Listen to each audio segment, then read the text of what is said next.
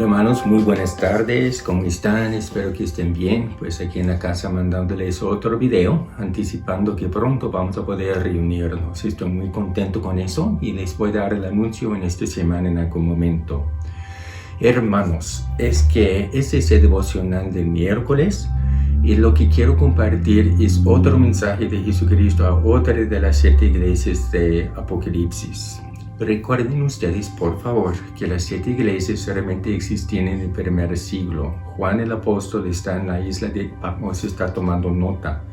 Jesús está dictando y lo que Jesús le dicta y él apunta llega a ser el libro de Apocalipsis. Ahora en el capítulo 2 y el capítulo 3 de Apocalipsis tenemos 7 mensajes de 7 iglesias. Y estas iglesias realmente existían, pero simbólicamente dan a entender cómo iba a ser la evolución de la iglesia desde aquel momento hasta el día de hoy. Últimamente hemos visto las últimas 2 iglesias, la Odisea y Filadelfia, que nos hablan de la época que estamos viviendo ahora. Pero hoy quiero ver la iglesia de Éfeso, que es la iglesia que simboliza el primer siglo hasta el año 100 después de la muerte de Jesucristo. O sea, estamos hablando de aproximadamente 66 años. Es la iglesia apostólica porque todavía vivían los apóstoles, por ejemplo Juan y Pablo. Entonces, esta iglesia es una iglesia ejemplar. Está en la ciudad de Éfeso, donde Pablo realizó su ministerio más fuerte. Ahí estuvo por más de 2 años y durante esos 2 años Dios hizo milagros portentosos a través de él.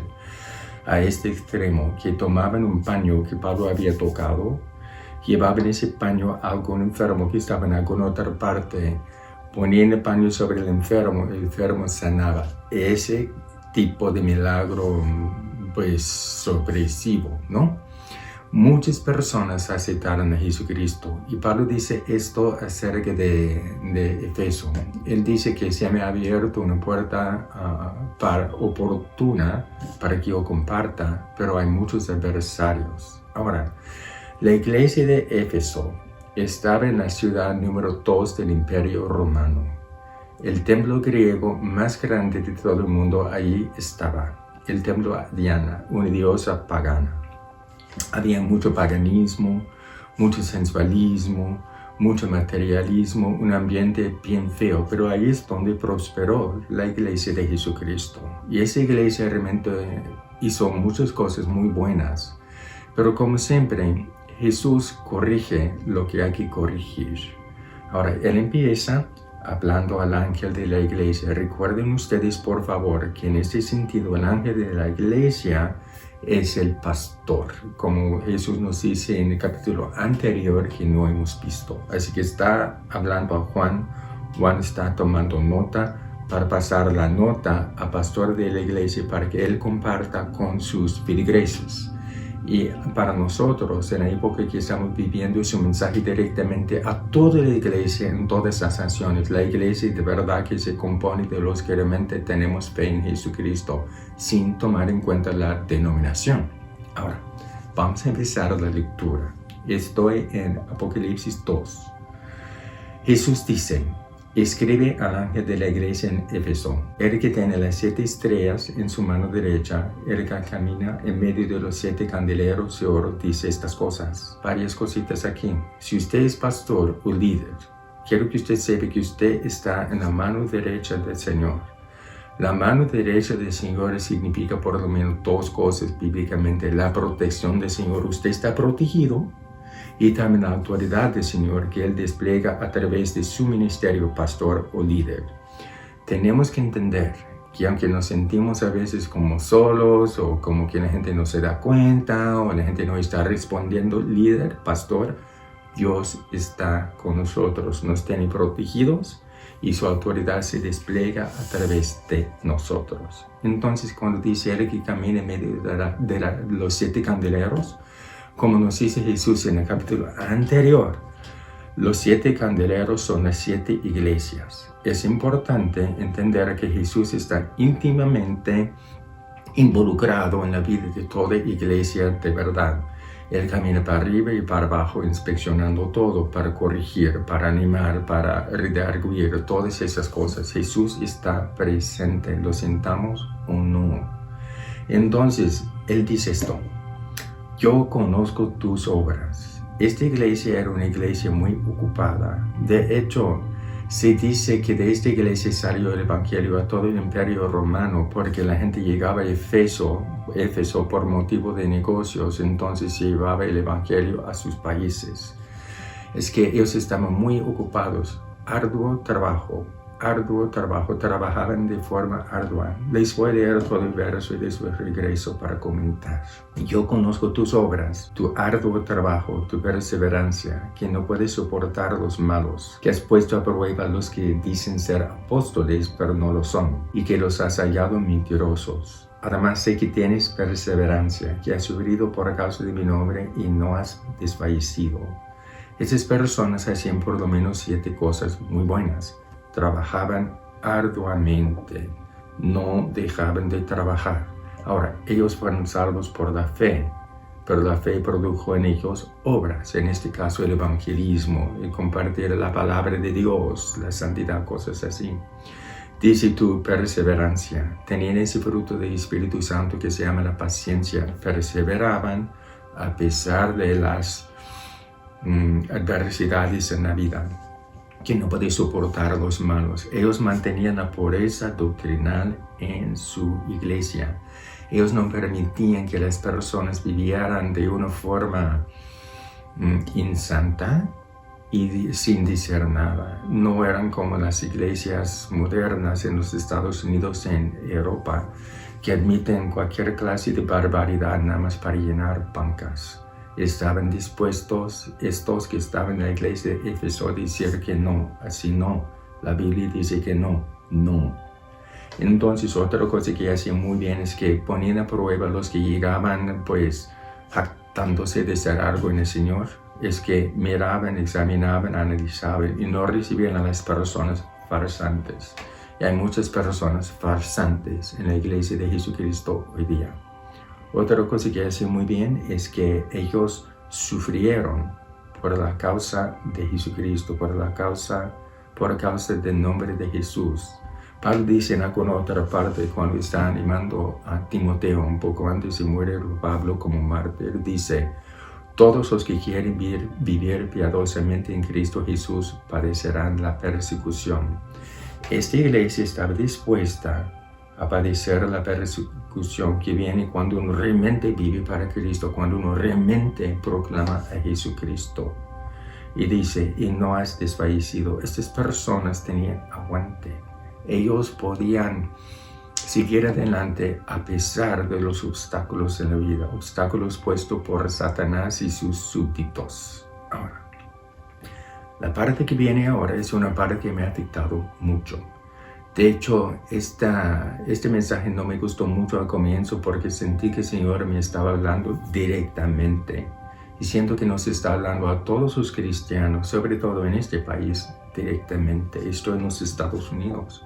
Ahora, dice así: sin embargo, tengo contra ti que has dejado tu primer amor. Pues ¿cómo? Están muy activos, están sirviendo al Señor, están haciendo todas estas cosas buenas que Jesús acaba de decir.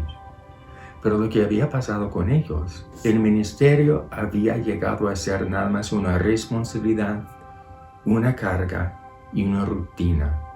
Ya faltaba la chispa del amor para Cristo, del amor de Cristo para ellos. Es que habían dejado a un lado, paulatinamente sin darse cuenta, la relación y estaban nada más en la rutina. La esencia del cristianismo es la relación que tenemos con Cristo, no la obra de Cristo que Él realiza a través de nosotros. Es producto secundario, es muy importante, pero la relación con Cristo es más importante. Sigue Jesús diciendo esto: recuerda por tanto de dónde has caído. Yo empecé a pensar en mi vida personal. Yo tengo 40 años en el Señor y yo recuerdo que las primeras obras que yo hacía, ¿qué eran?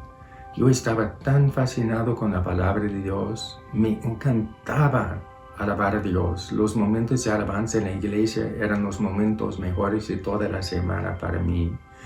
Yo pasaba horas con el Señor en la palabra, orando, alabando, adorando, sin hacer nada más que hacer caso al Señor y dejar que Él me ministrara a mí. Eso es lo que uno puede perder sin darse cuenta a lo largo del tiempo cuando uno está tan enfocado en lo que tiene que hacer para el Señor. ¿Me explico? Así que la obra del Señor había tomado el lugar en mi vida hasta cierto punto, el lugar de la relación con Cristo. Ahora, yo doy gracias a Dios en cierto sentido por el COVID-19. Desde febrero mi rutina se descompuso. Ya no había reuniones de iglesia. Es que preparaba la palabra para hacer lo que estoy haciendo ahora, los videos, pero estar con la gente, ministrando a la gente, muchas cosas que yo hacía antes ya no podía hacer. Entonces, durante ese tiempo, que ya son como que 7 meses, fíjense que Dios empezó a renovarme interiormente.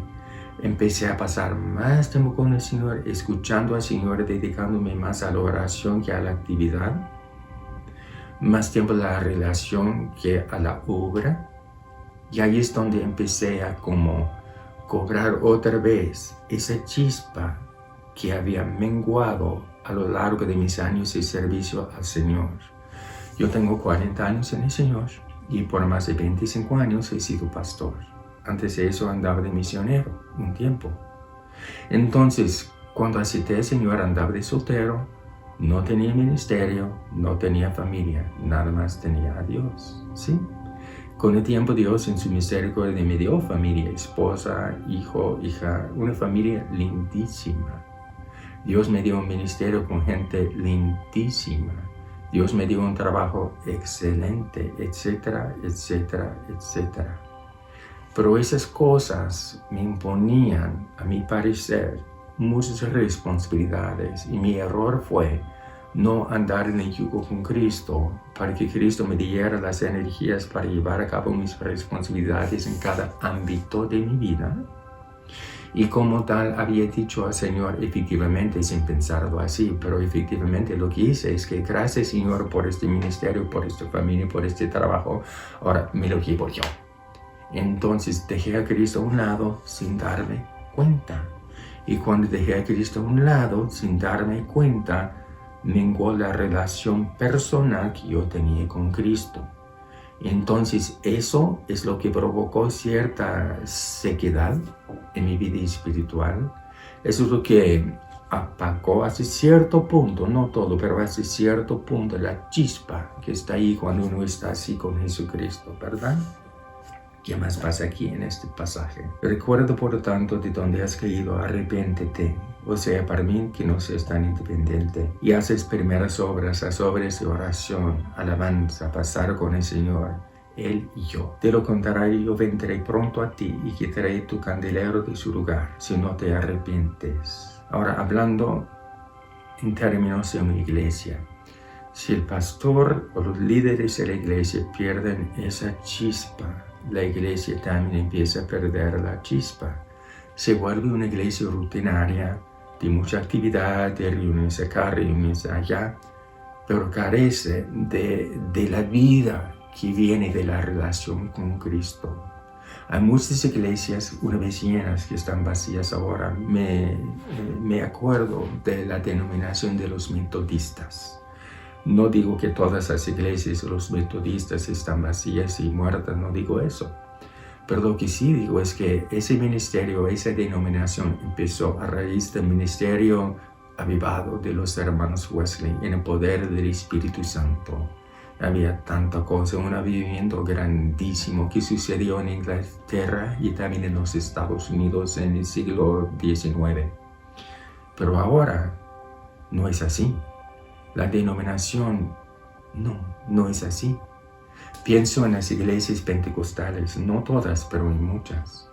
Así como 116 años, 114 años en la calle Azusa, empezó un avivamiento bien fuerte que llevó al mover del pentecostalismo.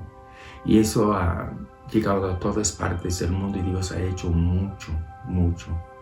Pero a veces cuando a mí me toca entrar a ciertas iglesias pentecostales, están muertas. Es rutina, es carga, el legalismo. Pero el fuego del Espíritu Santo, ¿dónde está? Lo que se perdió, lo que a mí se me estaba perdiendo, es la cuestión de la relación con Cristo, uno a uno. La rutina, la carga y la responsabilidad. Si no se someten a Jesucristo, si no se llevan a cabo a través de una relación con Cristo, compartiendo el yugo con Él, esas tres cosas matan el mover del Espíritu Santo. ¿Me explico? Ahora, sigamos con la lectura. Entonces, otro cumplido dice, pero tienes esto, que aborreces los hechos de los nicolaítas, que yo también aborrezco. ¿Quiénes son los nicolaítas? Nadie sabe en realidad, pero parece que era una secta que enseñaba que uno podía vivir en el sensualismo, porque sin vivir en el sensualismo uno no sabía lo que era el sensualismo, y que eso no afectaba el espíritu. Así que básicamente están diciendo lo que dicen muchos hoy día. Una vez salvo, siempre salvo. Así que puedo vivir como yo quiero vivir y hacer lo que yo quiero hacer y estoy bien con Dios porque este pecado no afecta mi estado espiritual. Y así no es, así no es. Y dice Jesús que yo también aborrezco. Wow, wow. Entonces, el que tiene oído, oiga lo que el Espíritu dice a las iglesias. Jesús es el Espíritu de profecía. Para que venza le daré de comer del árbol de la vida que está en medio del paraíso de Dios. La promesa de la vida eterna. El árbol de la vida que está en el paraíso de Dios. Hermano, hermana, le pregunto, ¿su vida cristiana ha llegado a ser una carga, una rutina, una responsabilidad no más? ¿Usted se queda insatisfecho, insatisfecha después de haber hecho toda la obra del Señor? ¿Sabe por qué? Lo mismo que me pasaba a mí. La relación con Cristo importa más que la obra. Dediquemos nuestras vidas a Cristo, pasemos con Cristo, alabemos a Cristo, oremos a Cristo, estudiemos la palabra de Dios, uno a uno. Entonces, hace más cosas cobrarán vida, pero primero la relación con Jesucristo. En un momentito, Marisa, nuestra querida hermana, nos va a dirigir en una alabanza. Pero primero quisiera orar con ustedes, si me lo permiten. Padre, te doy las gracias, Señor, que tú eres bueno. Gracias, Señor, que tú nos amas. Y gracias, Señor, que más que nada nos amas a nosotros. No lo que hacemos, sino a nosotros. Ayúdanos a amarte más a ti. No lo que tú haces, sino más a ti. Y recibir con agradecimiento lo que sí haces. Te bendigo, Señor, en el nombre del Señor Jesús. Y te pido, Señor, que todos nosotros reconozcamos que tú has usado este tiempo de la pandemia para reanudarnos, para alinearnos con tus propósitos, Señor, y con tu plan. En el nombre del Señor Jesús. Amén.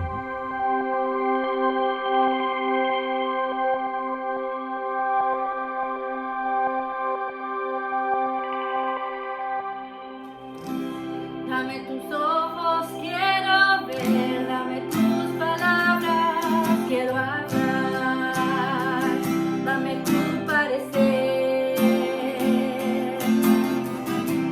dame tus pies, yo quiero ir, dame tus deseos para sentir, dame tu parecer.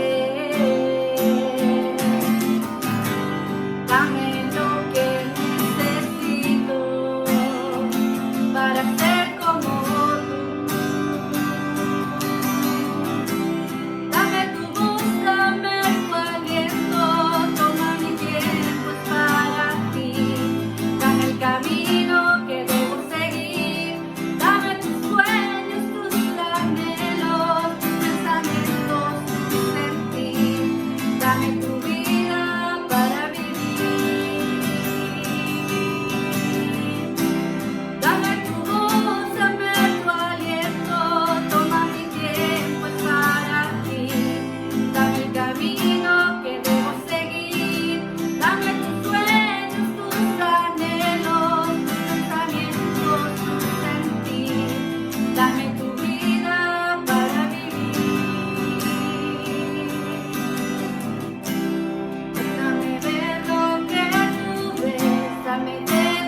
gracia, tu poder, dame tu corazón.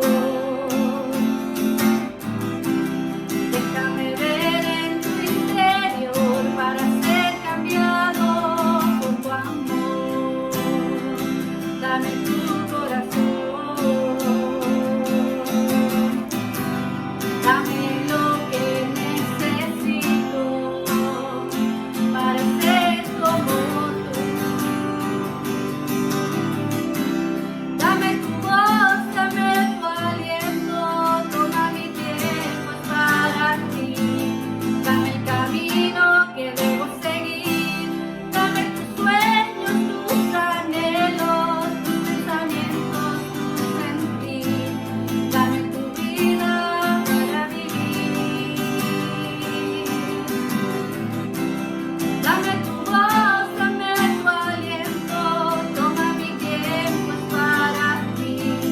Dame el camino que debo seguir, dame tus sueños, tus anhelos, tus pensamientos, tu sentir.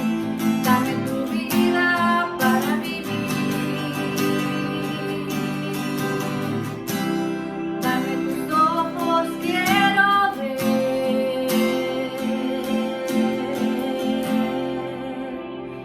Dame tu parecer.